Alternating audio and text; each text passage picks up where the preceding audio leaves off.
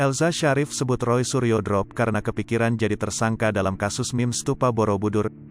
Elza Sharif Nasution, kuasa hukum tersangka kasus dugaan penistaan agama Roy Suryo, menyebut kondisi kliennya drop saat menjalani pemeriksaan di Polda Metro Jaya, Jumat, tanggal 22 Juli tahun 2022, kemarin.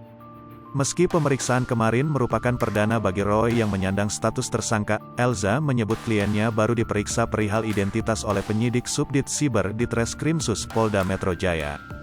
Elza mengungkapkan lamanya pemeriksaan terhadap Roy Suryo hingga malam hari membuat kondisi kesehatan kliennya melemah. Ia mengakui bahwa Roy Suryo sedang dalam kondisi tidak sehat. Menurut Elza, istri Roy menceritakan kondisi mantan Menpora itu mengalami kesulitan tidur selama beberapa hari sebelum menjalani pemeriksaan sebagai tersangka. Roy Suryo menjadi tersangka kasus dugaan penistaan atas laporan polisi yang dibuat Kurniawan Santoso dan Kevin Wu pada 20 dan 22 Juni tahun 2022 lalu.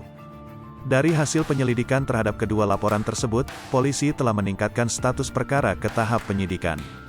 Dinaikkannya tahapan kasus itu karena postingan Roy Suryo memenuhi unsur pidana. Polda Metro Jaya juga mengkonfirmasi perihal kondisi Roy sehingga tidak jadi ditahan karena sakit.